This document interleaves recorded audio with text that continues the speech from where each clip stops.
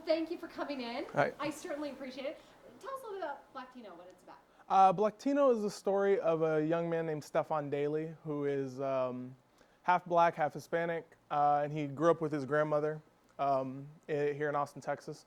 And basically, he's kind of in a in-between area. You know, he's a nerd. He's overweight. He has glasses. He doesn't have too many friends, but the ones he does have, they're very loyal to him. And basically, he's not black enough for the black kids. He's not Hispanic enough for the Hispanic kids. So he ends up in this kind of weird in-between place. And the only place where he really feels welcome and at home is with the theater kids, you know, because they accept anybody.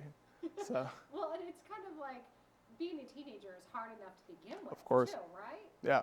I mean, especially when, I mean, you're a teenager, you're growing up here, you know, where race is kind of still such an issue, you know. Race is still something that kind of controls the how people perceive things. So when you don't even know what race you technically are, you know, when nobody really matches you, you know, that makes it even more complicated. Well, and I understand you wrote this from real life experience? I wrote it somewhat from real life experience. It started off from a much more realistic place than it is now, you know. But there are definitely aspects of my real life. I used to be really overweight. I was in the theater department at my school. I was a nerd, like the nerdiest kid you'll ever meet. And I didn't have glasses though. And it's basically it's transitioned to something that's about 10% my real life and about 90% poetic license. So. Interesting. Well, and you grew up here in Austin, right? I did. I went to McNeil High School in Round Rock, Texas. And did you shoot the movie here in Austin as well? I shot it here in Austin as well. All right, so talk about why you wanted to make sure you shot it here in Austin. I wanted to shoot it here in Austin because Austin has a really rich film community. You know, we've been growing over the years. It's just really kind of turned into something interesting. You know, what Robert and Elizabeth have been doing with Troublemaker Studios. They were my first bosses here in town, you know, and when I left University of Texas, when I dropped out, it was to take on a full-time position at Troublemaker. And over there, I mean, I got my education. You know, that was my film school. Mm-hmm. You know, I was working in the visual effects department. I was there for about 4 years, and just really saw the kind of crews that we have here. You know, the kind of talent that's here. You know, and the environment for people who are just excited about shooting movies. You know, like people really like shooting stuff here, and I saw that, and I saw that there's also a lot of young people here that want to learn or are coming out of film school and don't really know what to do next. Mm-hmm. They don't want to go be a PA. You know, I've already done that a million times mm-hmm. in college. Why would I want to do that? So you give them a department head position, or you put them in an art director position, let's say, and really let them kind of blossom into somebody, you know, to take on a role, you know, so that you're not working with somebody who's been in the industry for 30 years or something like that probably won't listen to me because I'm just some kid to them, you know, whatever, dude, I've been doing this before you were born, you know, but also to really give somebody an opportunity, you know, to move up and show what they can do. Well, and I noticed your leads in the film haven't really had that much experience out there either, so you're kind of taking an opportunity for the actors as well. Totally, and I mean, especially when you're in a small town like Austin, that doesn't really have a lot of movies going on all the time. There aren't too many opportunities for kids to act a lot, you know. So finding people like Devin Ray, you know, who plays Laura, the lead girl, and Tiger Shu, they're actors. You know, they've gone through their theater programs. Tiger graduated from the University of Texas with a BA in theater, and my lead though, he wasn't an actor. You know, finding a nerdy, overweight black kid, there's too many criteria to try and find that and then an actor on top of it. You know, it's impossible. Like it's not something that's really going to happen. So I had to look for him. I had to search him out, and there's a local director named Mike Dolan who directed a movie called Dance with the One that was at South by last year.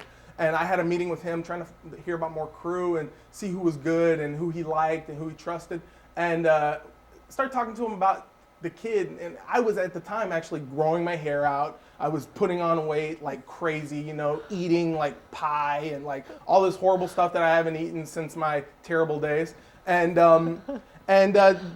he said, we should go, you can go to New York or find a Dominican kid, you know, out in New York. There's some actors out there, stuff like that. And I was like, yeah, man, but that's New York. Like, I don't want some kid with like some some like Brooklyn accent or something like that. You know, like I need a kid from Texas. I'm trying to make people believe this kid is from here. You know, and he's like, yeah, I know. And then he stopped mid sentence. He's like, dude, he pulled up Facebook and he goes, how about this kid? And it's Austin Marshall, my lead, sitting there with a tennis racket, nerdy, giant glasses, and a headband, just looking like he's never played tennis a day in his life.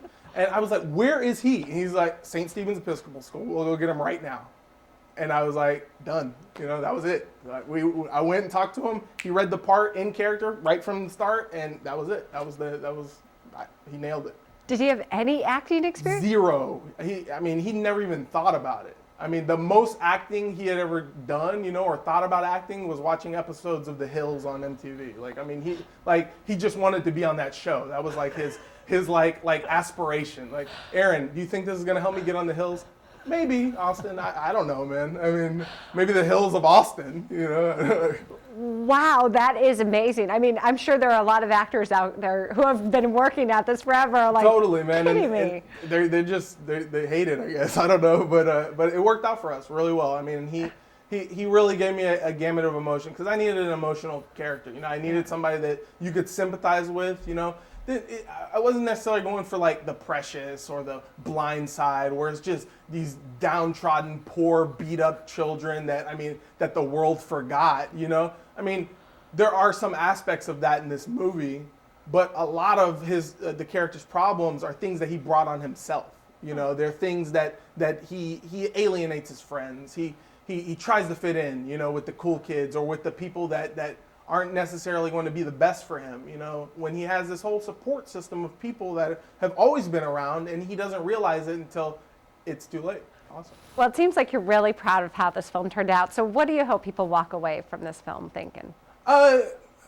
Really, this movie, it is something with a heart, you know, it does have a message. So I would say that message is one of individualism, you know, and something that, if you look at the poster, blacktino is written in lowercase because it's unimportant. It's I write it in lowercase because it's unimportant. Race, I don't think is something that you should use to classify anyone. You know, there's actually no scientific backing for the term race. Race doesn't exist, you know. So if you were to take your genome and my genome and compare them, they would look exactly the same. So classification of humans based on grouping, I don't think is something that is important. It's about an individual's actions. Judge somebody on their actions and not on the actions of their group, you know. But the main theme of this movie is that family is thicker than blood, you know. The people that I consider my family are not necessarily the people that I share a blood relation to. They're more people that I've chosen to bring into my life. And the same thing happens with Stefan. The people that he can really depend on aren't necessarily the people that are responsible for taking care of him. You know what I mean? Yeah. In the technical sense, in the traditional sense. Well, and you guys make your premiere tonight. Tonight, 9:30 at the Paramount And- after Source Code. Big night. Yeah, big night. And then you are going to show it a couple more times during the week, so there are other chances for people to check it out. After South by, where does the film go? Are you still waiting for it to be picked up? Or? Yeah, we're still waiting for it to be picked up. So I mean, that is a big thing tonight. I mean, basically this festival is where we're looking to get the film acquired. So. And are you taking it to other festivals at this point? Yeah, we will be taking it to other festivals. We're just finalizing the details on which ones those will be. But, Awesome. After tonight will tell us a lot. Well, and the fact that you're from right here in Austin is pretty cool. Yeah. This is all happening.